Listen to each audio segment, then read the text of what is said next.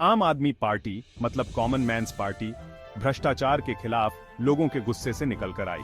2011 में इंडिया में बहुत बड़े प्रोटेस्ट हुए थे। लोगों चाहता था कि एक स्ट्रॉन्ग एंटी करप्शन ऑम्बुड्समैन बने, जिसको जन लोकपाल बिल कहते हैं। सबसे आगे थे अरविंद केजरीवाल और अन्ना हजारे। हजारे जी ने मॉरल कंपस दिया और केजरीवाल जी ने शार्प पॉलिटिकल एक्यूमेन। लेकिन मूवमेंट की फ्यूचर डायरेक्शन को लेकर मतभेद होने लगे। हजारे जी चाहते थे कि मूवमेंट अपॉलिटिकल रहे, लेकिन केजरीवाल जी का मानना था कि सिस्टम चेंज करने के लिए पॉलिटिक्स में आना जरूरी है। इससे उनका स्प्लिट हो गया और केजरीवाल जी ने एक पॉलिटिकल पार्टी बनाई। आम आदमी पार्टी का जन्म 26 नवंबर 2012 को हुआ था। इसका गोल था कि एग्जिस्टिंग पॉलिटिकल लैंडस्केप को एक अल्टरनेटिव दिया जाए। पार्टी का सिंबल झाड़ू करप्शन को साफ करने के कमिटमेंट को दिखाता है। एएपी ने खुद को लोगों की पार्टी के रूप में पेश किया और इंडियन डेमोक्रेसी में एक नया चैप्टर शुरू किया।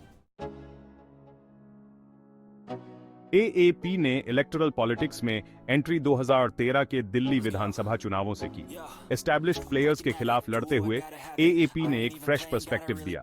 उनका कैंपेन करप्शन, इन्फ्लेशन और बेसिक एमेनिटीज जैसे मुद्दों पर फोकस था। एएपी ने काफी सीट्स जीती और कांग्रेस के आउटसाइड सपोर्ट से माइनॉरिटी गवर्नमेंट बनाई। अरविंद केजरीवाल दिल्ली के मुख्यमंत्री बने। हालांकि एएपी गवर्नमेंट का पहला कार्यकाल ज्यादा दिन तक नहीं चला। केजरीवाल जी ने 39 दिन बाद इस्तीफा दे दिया क्योंकि वो जन लोकपाल बिल पास नहीं कर पाए।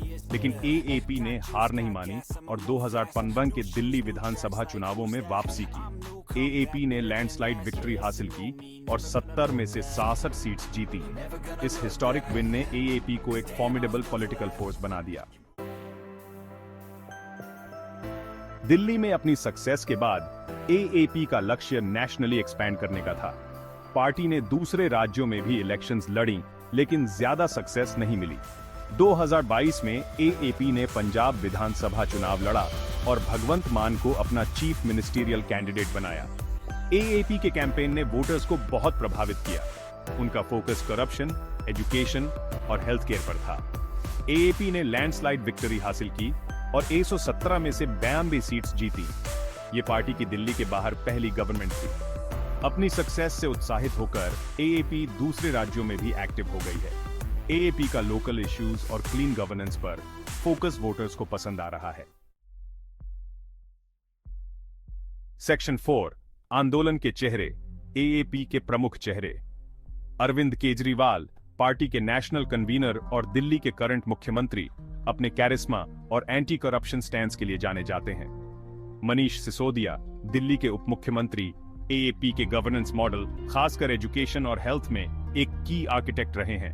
पंकज गुप्ता एएपी के नेशनल सेक्रेटरी, पार्टी के की स्ट्रैटेजिस्ट और ऑर्गेनाइजेशन बिल्डर हैं। संजय सिंह राज्यसभा के सदस्य, नेशनल इश्यूज पर एएपी की आवाज उठाने में महत्वपूर्ण भूमिका निभाते हैं। आतिशी दिल्ली विधानसभा की सदस्य, एजुकेशन रिफॉर्म पर एक प्रोमिनेंट वॉइस हैं। ये लीडर्स मिलकर एएपी के एजेंडा और पब्लिक परसेप्शन को ड्राइव करते हैं। सेक्शन 5 उपलब्धियां और चुनौतियां। Report card. एएपी ने अपने इनोवेटिव गवर्नेंस इनिशिएटिव से इंडियन पॉलिटिक्स में एक यूनिक जगह बनाई है। एएपी की एक महत्वपूर्ण उपलब्धि दिल्ली में पब्लिक एजुकेशन को इंप्रूव करने पर उनका फोकस है। गवर्नमेंट स्कूल्स का ट्रांसफॉर्मेशन नेशनल और इंटरनेशनल स्तर पर सराहा गया है। एएपी की एक और की अचीवमेंट है हेल्थ केयर पर उनका फोकस, जिसमें मोहल्ला क्लिनिक जैसी इनिशिएटिव्स शामिल हैं। हालांकि एएपी को चैलेंजेस का भी सामना करना पड़ा है, जिसमें उनका कॉन्फ्रंटेशनल स्टाइल ऑफ पॉलिटिक्स भी शामिल है। सेंट्रल गवर्नमेंट के साथ बार बार होने वाले टकराव की आलोचना हुई है।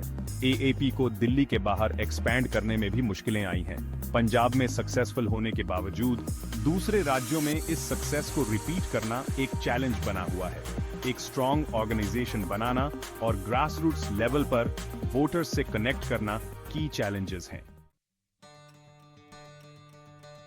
सेक्शन 6 आगे का रास्ता। एएपी का भविष्य। एएपी अपने पॉलिटिकल जर्नी में एक क्रिटिकल मोड़ पर खड़ी है। दिल्ली और पंजाब में अपनी स्ट्रॉन्ग प्रेजेंस एस्टैब्लिश करने के बाद पार्टी खुद को एक नेशनल अल्टरनेटिव के रूप में पोजीशन करना चाहती है। क्लीन गवर्नेंस के लिए कमिटेड पार्टी के रूप में अपनी इमेज मेंटेन करना बहुत जरूरी है। एएपी की सक्सेस ट्रेडिशनल पार्टी से निराश वोटर्स से कनेक्ट करने पर बनी है। दिल्ली और पंजाब के बाहर अपने ऑर्गेनाइजेशनल बेस को एक्सपैंड करना बहुत जरूरी है। दूसरे राज्यों में स्ट्रॉन्ग प्रेजेंस बनाना एएपी के लिए नेशनल पार्टी बनने के लिए क्रूशल है।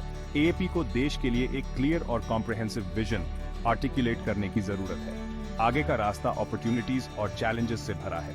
आने वाले साल एएपी के लिए बहुत क्रूशल होंगे क्योंकि वो इंडियन पॉलिटिक्स में खुद को एक ताकत के रूप में एस्टैब्लिश करना चाहती है।